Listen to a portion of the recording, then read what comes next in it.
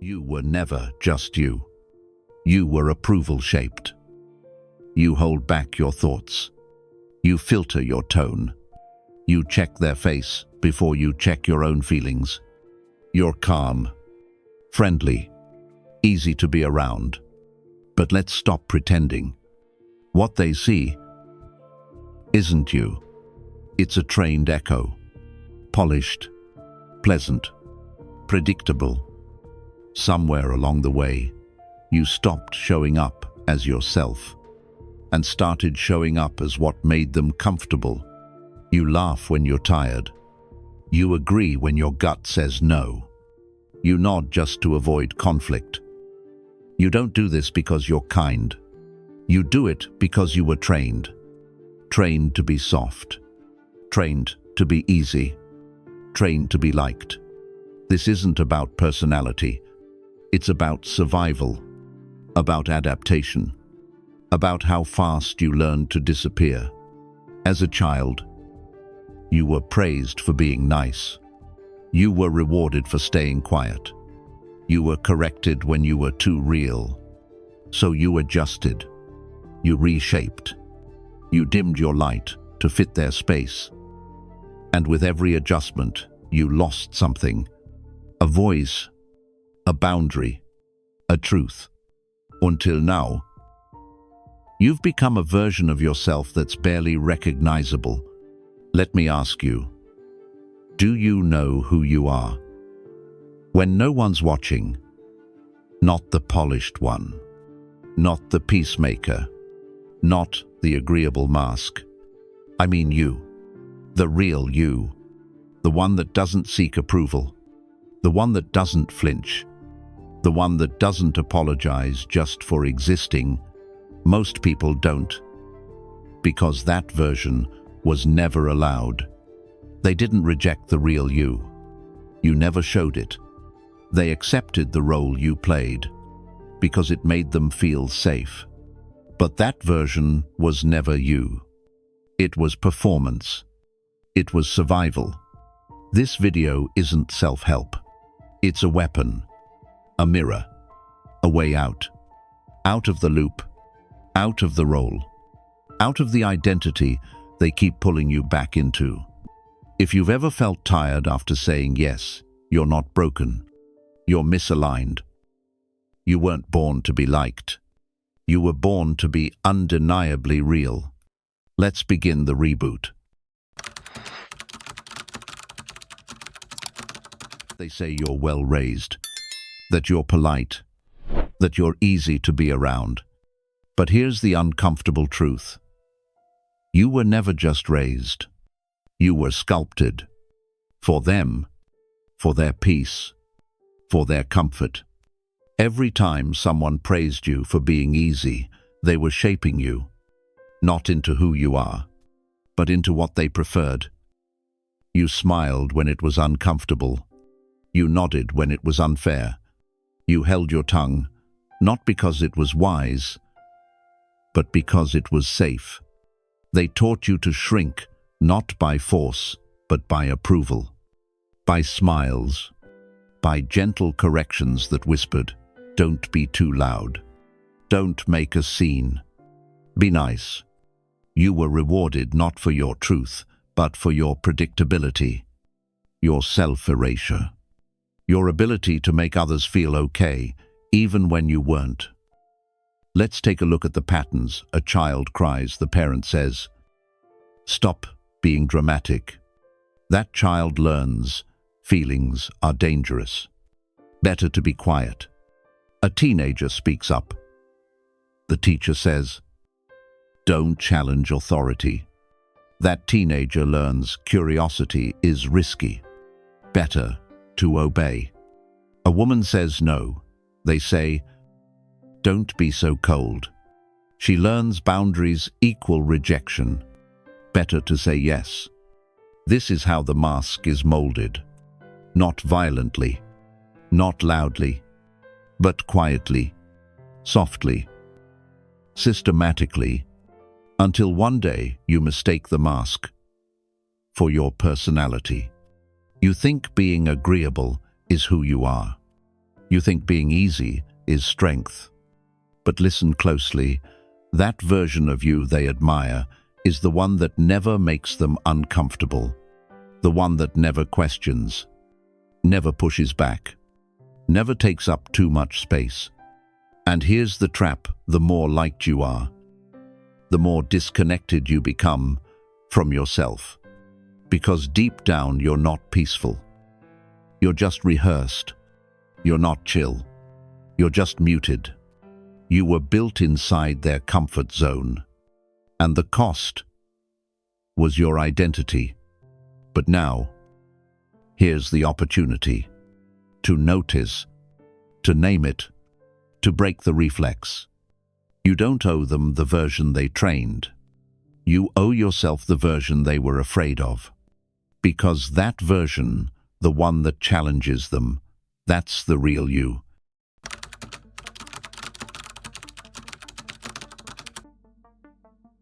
You begin to shift. You're quieter, clearer, more still, less available. And almost immediately, they notice, why so distant lately? You're not as friendly as you used to be. What's going on with you? They say it with concern. But pay attention to the subtext. It's not really worry. It's confusion. It's discomfort. It's loss of access. See, you didn't announce a new identity. You didn't lash out. You didn't change overnight. You just stopped performing. And for people who depended on your performance, your silence feels violent.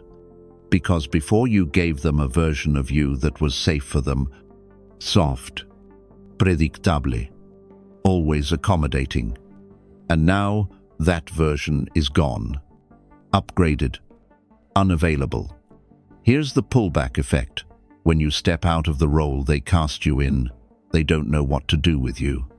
Because you're no longer the one who says yes without thinking, who laughs to avoid tension, who absorbs their discomfort to keep the peace. And so they panic. But they don't say it directly. Instead, they frame it like you're the problem. You've changed. You're cold now. You're different. But what they're really saying is, you stopped letting us shape you. You no longer ask, is this okay? Will they approve? Do I sound polite enough? You just move. Direct, clean, without apology. And when your movements are no longer shaped by their comfort, their illusion of control shatters. This is the cost of self-reclamation. It's not applause. It's confrontation. Because every boundary you build breaks a version of you they relied on. The version that stayed quiet, that played nice, that made herself small enough to fit their expectations. Let's call it what it is. They're not grieving you. They're grieving the access they once had. The ability to guilt you into yes, to read your face for compliance, to pull emotional strings, and expect the same reaction. But you're not a puppet anymore. You upgraded, which means they now have to earn what they once received automatically, and that scares them. Not because it's bad, but because it forces them to meet you where you are now, not where it was easy. And some people don't want to meet you. They just want to mold you. So let them be confused. Let them fall away. Let their discomfort echo in silence. Because the version of you they miss was never the real you. It was just the most useful one. For them, that chapter is over. And no apology is necessary.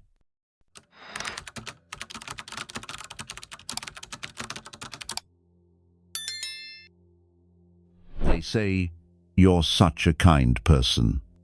Always helpful. Always agreeable. Always smiling. But let's pause for a moment. Is that really kindness? Or just a trained response to fear? You laugh. Not because it's funny, but because tension terrifies you. You nod not in agreement. But to avoid conflict, you say, I understand, even when no one tried to understand you. That's not kindness. That's survival. Let's go deeper. You weren't born polite. You were taught to be. Maybe it started in childhood. A parent who only praised you when you were quiet. A teacher who rewarded obedience, not curiosity. A culture that told you, don't cause trouble. Don't make a scene. Be a good girl. Be a good boy. And so you learned to smile when you were hurting, to say it's okay when it wasn't, to over-apologize, to over-function, to over-give just to feel safe. You became nice, not because it's your nature, but because niceness was rewarded and resistance was punished. That's how the mask forms. Now fast forward. You're in a meeting. Someone asks you to stay late. You're already burned out. But you say, sure, I can do that. Why? Because some part of you believes saying no means disappointing them, and disappointing them means disconnection. And disconnection feels like danger. Let's flip the script. Politeness isn't always noble. Sometimes it's camouflage, a nervous system response to avoid abandonment. Here's the brutal truth. Your kindness might be trauma in disguise, because real kindness comes from wholeness, from a place of choice, not compulsion. But if you're being nice just to stay accepted, that's not kindness. That's compliance. You are not responsible for other people's comfort. You are not here to carry every unspoken expectation. You are not a peacekeeper in a war you didn't start. The moment you realize that, you stop saying yes just to be liked. You stop shrinking yourself to fit the room. You stop apologizing for existing fully. So the next time someone calls you too quiet, too intense, too direct, let them.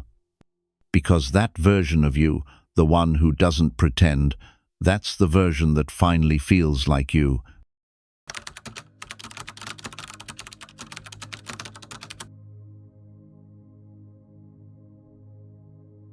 They never asked who you really were. They just rewarded the version that was easiest to digest, the one that made them feel safe, in control, superior.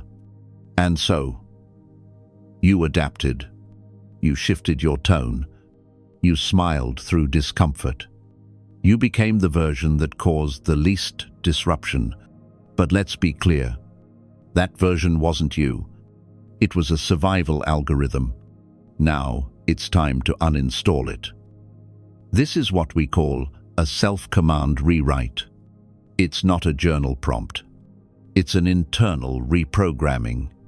Think of it like clearing corrupted software and installing one that actually belongs to you. Start here. Write down 3 traits you've been performing, not because they're true, but because they kept you accepted. Maybe it's always being agreeable.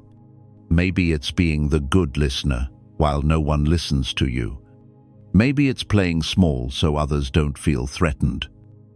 Ask yourself, where did that code come from? Was it your childhood? A parent who only loved you when you were quiet? A boss who praised obedience but ignored creativity? A partner who withdrew affection when you had boundaries? That's not personality. That's programming. Now flip the script. For each trait, write the truthful version that comes from your core. Short, clear. No apology, no sugarcoating. Examples. I do not explain my calm. I don't smile to make others comfortable. I will not downplay my instincts to avoid discomfort. Feel the difference. This isn't a quote to post. It's a new operating system. And don't expect applause. In fact, expect resistance. Because when you stop performing, the audience gets uncomfortable. But here's your new law. You don't exist for their comfort. Every time you reprogram a reflex, every time you choose presence over performance, you reclaim bandwidth, power, truth. You're not becoming someone else. You're finally becoming unfiltered. And when that happens, you won't need to prove anything. Because real presence doesn't seek approval. It commands alignment. You're not here to be liked. You're here to be authentic. And that kind of presence, it disrupts systems. It exposes manipulation. It triggers those who benefited from your silence. Let them panic. Because if the old version of you made them feel in control, the real version makes them powerless. And that is the first step to full liberation. You don't need to become louder. You just need to stop muting your truth.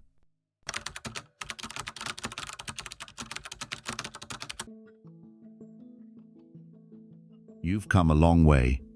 But here's what no one tells you about transformation. It's not a celebration. It's a funeral. The old version of you. The one trained to be easy, agreeable, soft. Doesn't die quietly. It claws. It bargains. It begs for stage time. And so do the people who benefited from it. They'll say, "You've changed." But what they really mean is, you're no longer playing your role. They don't want you back. They want the script back. The script where your lines were predictable, where your silence meant obedience, where your smile meant surrender. This is the moment when guilt returns like a ghost. Not because you've done something wrong, but because you're doing something unfamiliar. You'll feel it in your chest. A heaviness. A questioning. Am I being too much? Was I too harsh? Maybe I should explain. Stop. That's the pull of the old identity. That's the echo of your former conditioning, not your present truth. Real evolution doesn't come with applause. It comes with discomfort, with silence, with people stepping back because they don't know how to handle you anymore. And that's exactly how you know you're doing it right. Because your job isn't to make them comfortable. Your job is to stop betraying yourself. You are not obligated to keep performing the version of you that made others feel safe at your expense. No more explaining your distance. No more softening your boundaries to avoid awkward moments. No more acting like you don't feel what you feel. You are allowed to exit. Emotionally, mentally, spiritually, without offering a single apology. Let the guilt come and let it pass. Let the silence stretch and don't fill it. Let the discomfort burn, because on the other side of that fire is freedom. So here's your final command. Burn the script. Walk off the stage. Don't perform your pain for their comfort ever again. If they loved the you who always said yes, they won't recognize the one who finally says nothing. But that's the point. Evolution doesn't beg for understanding. It just moves forward.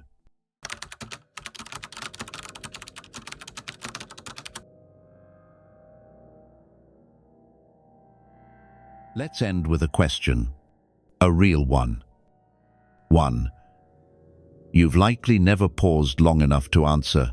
Who taught you to be who you are? Who trained your tone? Your reactions? Your posture?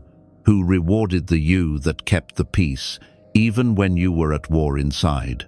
And more importantly, are you still playing their role, you see? Identity isn't born. It's built, layer by layer, smile by smile, obedience by obedience. But now, it's time to rebuild. Not by adding more, but by deleting everything that never came from you in the first place. So here's your challenge today. Remove one polite lie.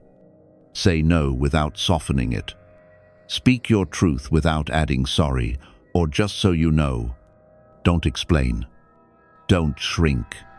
Don't oversmile. Do one thing today that feels slightly uncomfortable because it's finally coming from the real you. And as you do it, remember this: they loved the mask. But masks don't lead. Masks follow. They followed safety. They followed approval. They followed programming. But you no longer do. The persona was trained. It was praised. It was rewarded. But now it's your move.